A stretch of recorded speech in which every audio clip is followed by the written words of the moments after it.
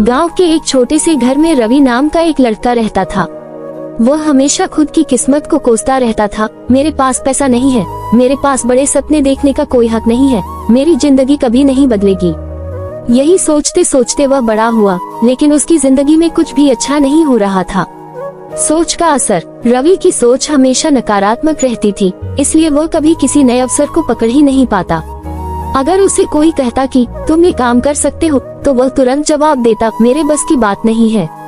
धीरे धीरे उसकी यह सोच उसके जीवन का हिस्सा बन गई और वह गरीबी और असफलता को अपनी किस्मत मान बैठा। एक मुलाकात ने बदली सोच। एक दिन रवि अपने गांव के पास बने एक पार्क में बैठा हुआ था, तभी वहां एक बूढ़े आदमी आए।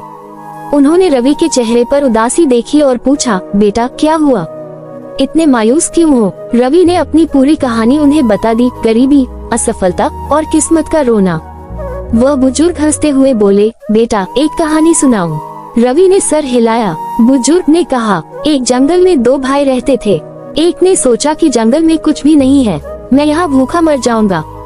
जबकि दूसरे ने सोचा कि जंगल में बहुत कुछ है, लकड़ियाँ, फल, पानी, मुझे यहाँ से कुछ न कुछ जरूर मिलेगा। पहला भाई उदास होकर बैठा रहा और भूख से मर गया, लेकिन दूसरा मेहनत करता रहा और अपनी दुनिया खुद बना ली।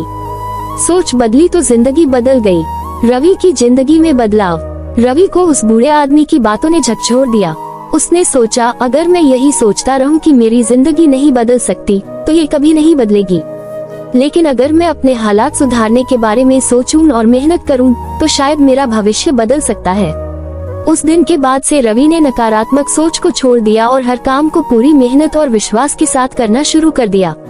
उसने छोटे छोटे बिजनेस आइडियाज पर काम किया, नई चीजें सीखी और धीरे धीरे उसकी जिंदगी बदलने लगी। कुछ ही सालों में वह वही रवि था, लेकिन अब एक सफल बिजनेसमैन बन चुका था।